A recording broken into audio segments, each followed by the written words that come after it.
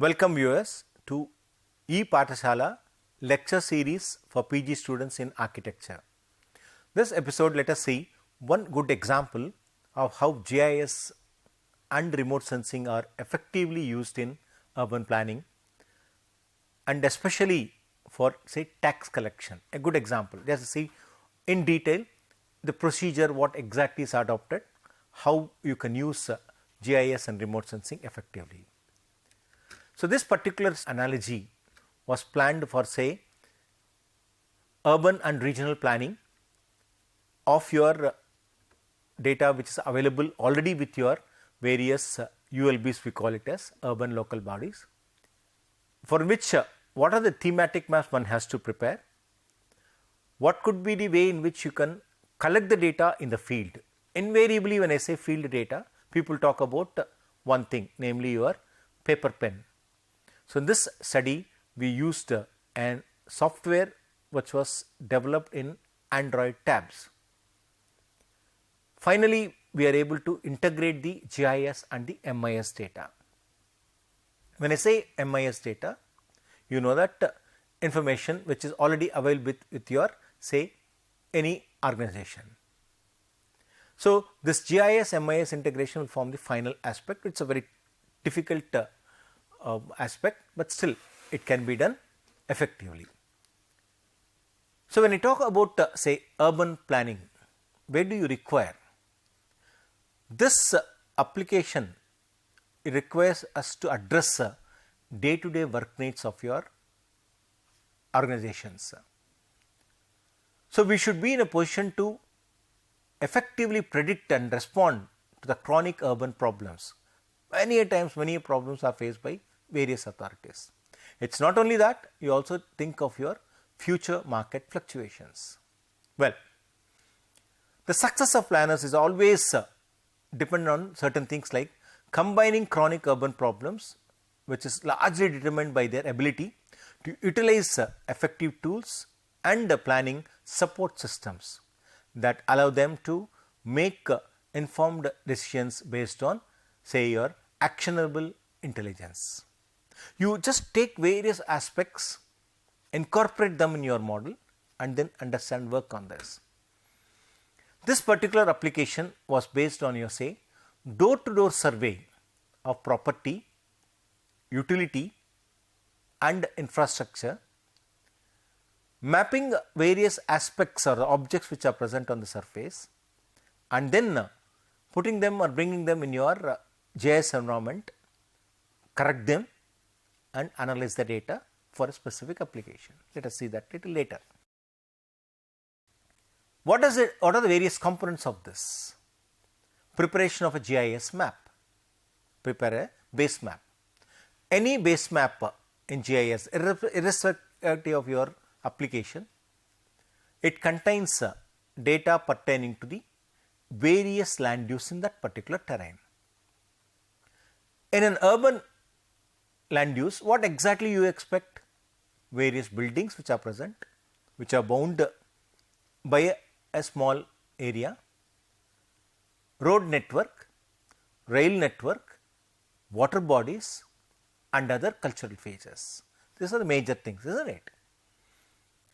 You may have other features which may not be directly pertinent to so many times as a thematic information. It may be just available as it is. In the context, what you are supposed to do is first to try to collect various maps which are already available with the authorities. And then once you have that, you try to understand the age of the data, finalize what exactly is the other requirements or what are you going to do. The next step is acquisition of your satellite data and processing of the data. Processing of the data, you require something like say converting the data which is acceptable to you, and very importantly you are supposed to rectify the data. We will see that a little later. Once you process the data, the satellite data is ready. Now you start working on your thematic layer creation, namely the base maps. Various thematic layers will have to be generated and then many themes which cannot be identified through remote sensing have to be incorporated. One is creation from satellite data, other one is incorporating the existing data over this base map, mainly your utility and infrastructure facility. Utility here we mean nothing but your stormwater drainage, sewerage drainage, water supply network. When you talk about general infrastructure, you can also include say your power lines, you can also include your other details like your telecommunication lines. Apart from that, other infrastructure details are the various roads, bridges, etc. All these details which are not easily identifiable from satellite data may have to be incorporated into that. Well, then once the map is ready, we also had to prepare the building footprints. Footprints were prepared along with your other thematic layers. The idea was to obtain the area of the building. The main purpose was for actually tax collection. Every individual is supposed to make payment of tax based on the area of construction he has made. When you come to that particular aspect, I know that I have constructed 1000 square feet of area, but I am not sure whether the individual who has constructed 1000 square feet house pays exactly for 1000 square feet. That was the actual purpose of this particular study. When I say that, I am not trying to find fault with anybody or any kind of a misnomer, just to say that if X is making a payment for about 500 or 600 square feet, though he has constructed 1000 square feet, how will the authorities know? Is it possible for anyone to make a measurement? It is impossible to measure individual houses given the vast nature of various cities. So, the best method was, we thought, use your satellite data, map the various thematic layers, and then go for your building footprints. When I see from the top of your surface, from space, I will be in a position to see the buildings as it is from your remote sensing. With the advent of your advanced remote sensing technology, resolution of your satellite data has improved so much, 0.5 meters, and then we use such satellite data, demarcate the building footprints. When I do that, I will be in a position to know what could be the exact extent of that particular building from space, from looking from space rather. Being a GIS map, I will have the advantage of understanding that particular map or the building, its area can also be calculated. So, that was a major advantage using remote sensing and inputting in GIS. So, once I know the area of that particular building from top, I do not know to whom it belongs to. At that instance, I know I give a particular ID for that building based on various parameters, and then I just try to understand what could be the possible area of that particular building from top. I am not going to measure the number of floors. I can also do that. I can also find out the number of floors of that particular building from remote sensing, but again 3D data is required. In a 2D data, I get the area of that particular building. Then I go to the field, door to door survey. I survey every individual building in that area. I know that I am looking at a particular object. We will see the details little later, and then we understand what are the details we are going to collect. The best method is to go for ward wise and then road wise. Every ward you just choose a particular ward. Any municipality, any panchayat or any city or any town will have a ward wise details. Everything will be ward wise, everything will be calculated, and even a representative will be ward wise, a political representative rather. So, once you know that from a ward you go to a road, from a road you go to an individual building. So, this is the approach you should make it. You go to the individual building, survey that particular building for the requirement of yours, and then translate the data to a server, because everything has been automated in this particular application. We will see that. Once you know that whatever is the data I have corrected, whatever is automated, I am going to migrate the data into my MIS. Broadly, we have just shown you how exactly it can be done. The first and the foremost, I was telling you, collection of your collateral data or the data which is available with your authorities, inclusive of the MIS data. We are also supposed to get what is called as your TSM data. This TSM is nothing but the town survey maps, which divide the entire town into n number of zones, into n number of sheets of maps, a very, very important one. You can also collect the FMB sketches, field measurement book sketches, that also can be collected along with your ward maps. Once you get the satellite data, I was telling you that you are supposed to orthorectify the data.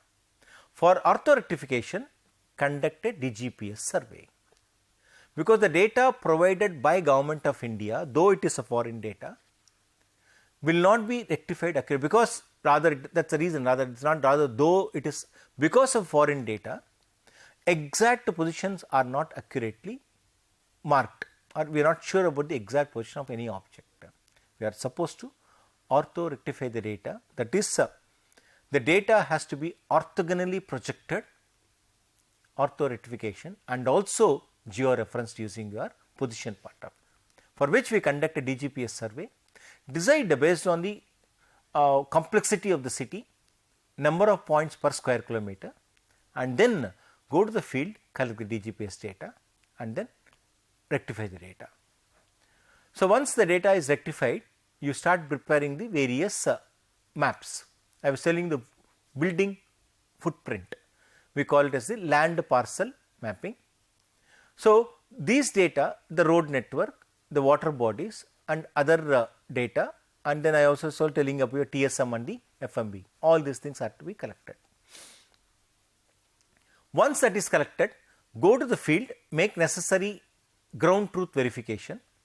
Once that is done, you go to the field along with your map. Now, what exactly, this is the procedure we adopted, we will see that later. Conduct the door to door survey using smart survey, and then incorporate them, also survey the utility details, incorporate the details pertaining to that in your GIS environment, and then integrate and then give a final output. So, this is what the procedure we adopted. I was talking to you about your DGPS survey, a survey which is absolutely necessary to obtain the GCP, or called as the ground control points. So, this particular area, Pudukkottai is that area where in which we have connected the control points, so the GCPs in the field. You can see them, how it is displayed here. Do not go into the DGPS survey, just get an idea. So, once I get this, I rectify the data.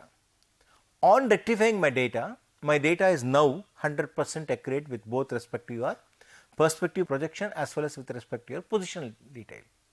So, I improve the positional detail, come back to the laboratory, incorporate those DGPS data, rectify, and then make it ready for my digitization or creating the thematic layers. So, a raw satellite data will be appearing like this, a satellite data after auto-rectification will be appearing like this. That is the difference. You may not find much difference, but definitely the objects are all rectified, just making it orthogonal. So, it may not be inclined, it may be little vertical and also positionally accurate. So, that is an important thing. You can see that various layers are created. So, let us not go into the details of how to create a data, how to create a layer. You can create layers of your importance, namely I was telling you the road network, rail network, water bodies, the footprints. So, in a PGDP, okay, personal geodatabase layers, these are the various layers which are provided. So, let us see just how are some of them. So, we will be in a position to see the various layers here, you can see here, many are there, you can create n number of layers of your choice. So, this is the satellite data, and this is the actual satellite data, and this is the actual boundary. So, sometimes we may miss out, you may think that you have got more data, because there will be various reasons for the variation in your boundaries. You can see here missing data, you can see here data is missing, but still despite the effort, you can see here effort was taken to buy the satellite data about 1 kilometer or 1.5 kilometers in extra, but still many times it may be missing, various reasons. Let us not go into those details. You may have to bridge this particular gap using additional data. And this is a total town and the various layers which are generated. A ward map which will decide what exactly is present, how many wards are present in that. You can incorporate. As I was telling you, the approach will be only ward wise. So, when you prepare the base map, you can see here the thematic layers which are prepared, namely the water bodies, the road network and your parcels, land parcel, the building footprints. So, these are the land parcels which are prepared. Yellow color one. Of course, this is again some classification has been made here. That is why some of them appears pink in color. Does not matter. We just create that one. Road network map. Road network map, what exactly we do is that we generally digitize the center line of the road, because it will not be possible for one to spend the time to digitize two sides of the road, and again it will not be proper, because digitization is not as smooth as creating the buffer on the line what you have created. So, digitize the center line of the road and then measure the width of the average width, because most of the roads in India I am telling you, will not be uniform throughout its extent. A part of the road will be 30 feet, part of the road will be 35 feet, and somewhere it will be 60 feet, various reasons. Let us not go into that. So, we take the average width of that particular road and create a buffer along that particular road. Then obviously, the road will be there. Now, the road will be an area from aligned data. That is the beauty of this study. Now, once that is there, get the road network, get the names of the roads which are very, very important. Now, you have the road network and the names of the road, along with that the building footprints. So, these three will form my input into my field data. Two methods, as I was telling you, either you can use a paper print, go to the field and then study and make the observations, come back to the lab. But still, to make it a little advanced method, what we did was convert the data into shapefile, which is already there rather, take that into your Android application, a tab. So, we did a different unique method of that. We called it as a smart survey.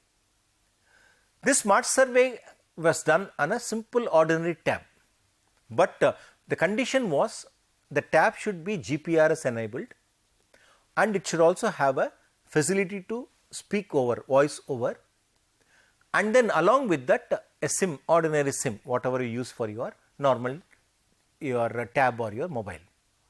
So, this GPRS enabled and the GPS, of course, GPRS and then GPS also should be there, because I have to locate myself. The tab survey parcel map was taken and then the survey was done like this. You can see here, this is your tab, and for every point you want to make here, you will have to click, a person has to log into that, because otherwise it will be a huge difficulty in it. Once you give a username and a password, you log into the data. Once you log in using your password and the username, you will be getting the data like this. So, the tab will display the reference map, and then I go into my reference map and then select the street which I am going to study or integrate or work rather. Once I go to the street, I will be in a position to look at the building where I am standing in front, and that building footprint is shown on the map on the tab. So, this is the place where we had an important decision, how to control the behavior of your surveyor. He may sit under a tree and then simply fill it up. That is not possible in my study rather.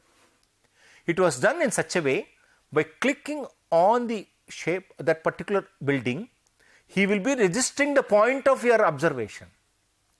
That means he cannot sit somewhere and get the XY, because that XY is obtained in the field by clicking on the building. So, when I move to the next building and I click there, its XY will be coming there.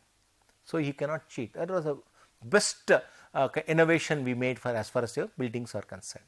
Well, once I click on the building, you will get details pertaining to the building, which is already being collected from the authorities.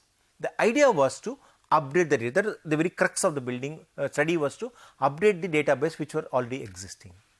So, by doing this, you can see here, you can select the ward, select the road of your choice, and then select the land parcel. When I click on the land parcel, I get the attribute data. the data was displayed on this Android application. So, wherein which the best part was that we gave a option for the surveyor not to display not to make corrections to the existing data. Two columns were there. One column consisting the original data, other one was data which can be edited, because we do not know what is the age of the data which is given by the authorities. We will have to know whether that data has to be updated in terms of even the owner of the data. So, you go to the individual house, knock at the door and then obtain the data. So, when you talk to them, they will give you the name of the owner. If it is same, do not edit, otherwise you will have to edit it, otherwise most of the other fields will be same. Now, coming to the most important thing is that it will also display the area of the particular building.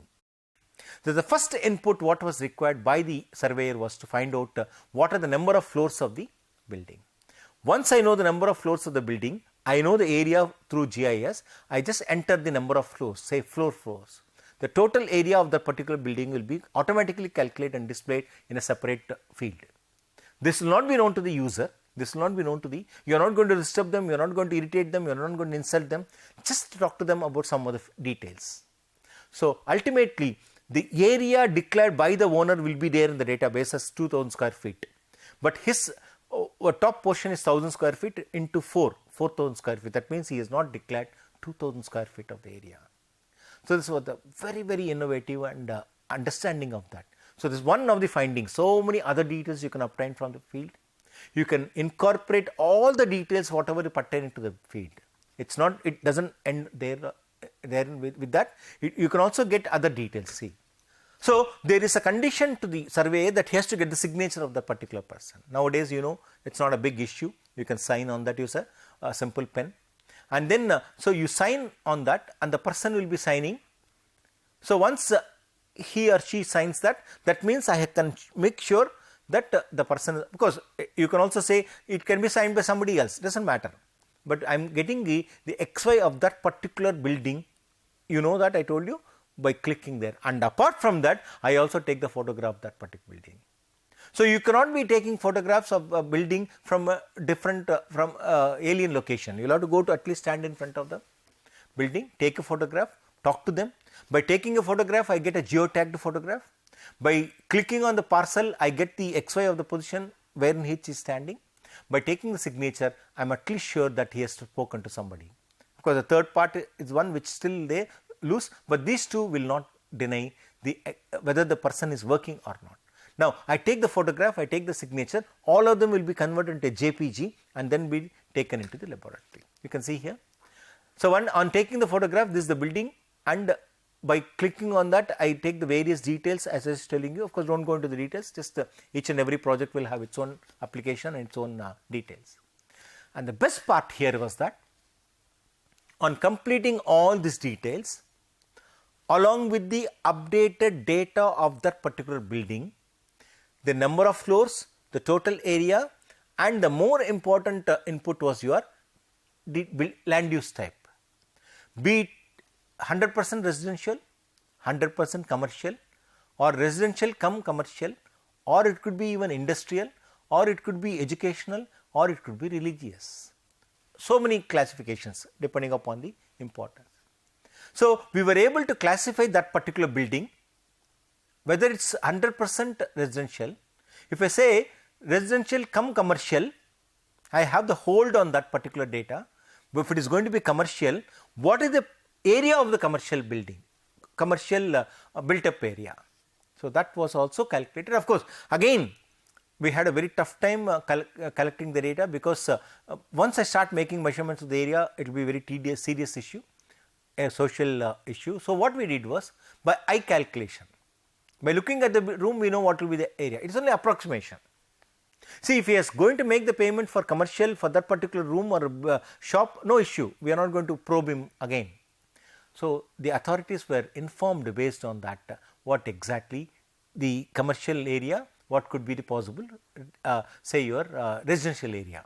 Now, coming back, that is one part of it. So, collect all the details.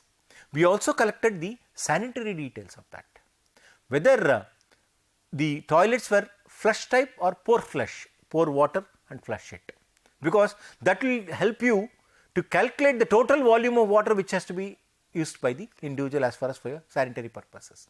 If it is going to be pore flush, it may be more. If it is going to be flushing, it may be less, or vice versa. We do not know. So, collect all the details. It does not end with that. We had the advantage of transferring the data what has been collected immediately online. That was the best part of the study. By just clicking on one particular say your menu, the data was transferred directly to my server. What is the advantage of this is that before the surveyor comes to my laboratory and says, sir, I have surveyed so much, I can tell how many houses you have surveyed. So, that is the best part of it. On an average, they were asked to do 20-25 individual houses were possible, but the advantage for the surveyor is that if a massive building consisting of say 30, 40, 60, 100 flats, every individual flat has to be knocked and then identified. So, that was an advantage for the surveyor because he will go only into one building, make 30 or 35, because they are not going to make any other changes there. For that particular 35 sheets, one building from outside I take a photograph, but I go to individual houses and get 35 different owners and its details. By looking at, so do not probe much into the house. We asked the surveyors not to go deep into the house. Just stand outside, look whether it is an office or a residential building. No, again talking about your commercial current they are using or a residential, all these things are not our forte. We are interested in whether it is commercial or residential, get the details, incorporate into my tab. Everything online, on the tab. What are the major advantage here? You may ask me. The major advantage here in this study is that you need not bother about the entering of the data or writing of about the details. You have the advantage by drop down, majority of the fields were filled up. Only one field or two fields where in which there is a change in the ownership, I will have to incorporate. Otherwise, what will happen? I will have to collect the data in the field, come back to the laboratory, type the data. So, one source of error collection, other source of error is typing. And then, so lot of time was saved. So, our advantage here is that just go to the field, find out the details, enter the data, and then by clicking one particular point, I will be transferring the data to my server. So, the entire data will come to my server along with the two JPEGs, one is your signature, other one is your building photograph. By taking a photograph of the building, if by mistake, if he has noted down the number of floors wrong, I will be in a position to correct it directly. So, these are some of the major advantages you had about this particular survey. Apart from this survey, as far as your buildings are concerned, we also had the advantage of using your utility survey. Presence of a specific utility, anything it could be, a electrical pole or a lamp post or a transformer, or it could be a tower, your cell phone tower over a building, any kind of utility, or your telephone post. All these things were identified. Go to the field, stand in front of that, click on that, get its XY, it will automatically get pricked. And then you find out the details about that particular lamp post, what type of lamp post it is. Is it made of concrete? Is it made of steel? Made of aluminum? Whatever is that. Apart from that, as for if it is a lamp post, what does that it contain? Does it contain a halogen lamp? Does it contain a tube light? You see advantages. Does it contain LED light or sodium vapor? That is one part. So, apart from just, it is just endless, any kind of detail pertaining to that. What is the height of that electrical post? How many phases are there? 3 phase, 2 phase. Do not you think these are all very useful for any kind of study? So, all these data pertaining to that area are all collected, and again even that also is transferred directly to your server. So, you go to the nearest, how do you do that? People were asking me, how will you be sure that you are pricking the electrical pole?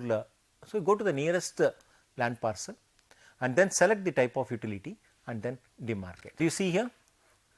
So, I know the nearest landmark because I am able to see this one on my map, and I know where exactly this particular pole is located with respect to this building, center, or any one side. So, this advantage you will not get in any other study. So, once I prick that, I will be getting the utility detail, I will also be entering the details of that particular thing. So, you update that by just clicking at the OK button. So, by clicking that, I will be updating the data to the server. You talk about a manhole, I collect the manhole detail, but is it possible for me to look at the connectivity between one manhole and another manhole? It is not possible. So, I use the say utility mapping, that I collect all the details pertaining to your say sewage collection, water supply, and then stormwater drainage, and then demarcate them. You can see here. Your manhole is collected from the field, whereas other details are collected from the maps and then incorporated. You can even list the various utilities which are present in that area. The most important application was your town survey map. I mean, a study was your town survey map or the TSM map, collecting the survey details of that particular parcel details of that. So, we were able to incorporate that also by registering the data and then digitizing the survey parcel lands, survey we call it survey parcel or the TSM, and then incorporating the its number. Integration, data integration forms the most important part of the study. I will have to find out what exactly is present, what exactly is with the authorities. The present data in the land is integrated with your say the data which is already available with your authorities. So, in that context, any kind of property which is there in a particular ward and a particular road and a particular number it is given a unique ID. So, that is a way in which we have designed our study. See, 29 number ward and the street number is first cross the particular number 001 and the door or the number building is 043 and the entire thing 029 to 001 to 043, presuming that in any given road or within that ward it may not be beyond 999. It is obvious, even if it is going to be 3000 door, 3000 numbers, that particular this one will be containing only 999. So, that is the reason it was given as you can, if it is the numbers are beyond 1000, you can make it the 10 digit number. This is a 9 digit number. And so, that particular belongs to say some X in that particular area. So, all the attribute data information were all incorporated in the PGDB data. So, this is the one. So, anywhere I click with the mouse, I will be getting the details, all the details pertaining to that, whether it's street light data or your original parcel data can be obtained here. This almost 36, 37 details were there. So, when you just make a comparative statement, the original MIS data and your surveyed data, you will get exactly an idea what exactly is the deviation. I do not say it is a mistake with the authority, that is the purpose of the survey. So, a kind of a validation of my existing data with me. As an authority, I have a data, I want to validate. So, I go to the field, I make measurements, I make studies, I make a survey, I talk to the people, get the details and then incorporate and find out and compare what exactly could be the variation. So, this is the way in which GIS and remote sensing can be effectively utilized. In fact, we were able to find out and tell the authorities that almost 30% of the area, the 30% of the land parcels which are supposed to be residential were both residential and commercial.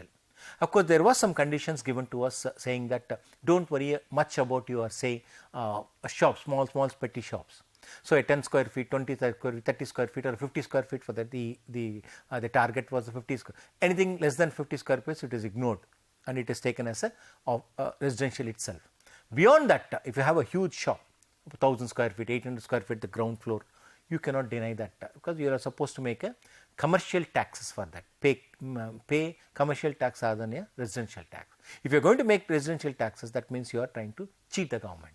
So, the purpose was that to utilize this technology, identify the properties and then incorporate them. Apart from that, it is not only that part of that. So, the second advantage was the utility survey. When I am trying to understand the street lamp, what is the type of street lamp? So, one click I will be in a position to get what are the various places, where are the various places where in which you have a street lights which are specific type, namely say sodium vapor. If I want to make a change, if I want to replace them, one stroke, I know what total numbers I know the exact location, I simply make the order and then change that. Similarly, even in the case of your stormwater drainage, we have the advantage of that. Whether the stormwater drainage was closed or not, that detail also was also corrected. So, in the future planning for urban application, when you want to know that, oh, whether I want to close how many more stormwater drainage have to be closed, what is the total length of it, you use this. So, this is one advantage you have. Any kind of details pertaining to objects which are present on the earth surface were all mapped and were all integrated, and then final data is available with authorities. Now, it is a matter of only click of the mouse, irrespective of whether that gentleman, whether he is going to stay in that particular position or not. Even if a newcomer comes to that, he will be in a position to understand what exactly is present in that area. So, this is what is the major advantage of your using remote sensing and GIS techniques in urban planning. Thank you.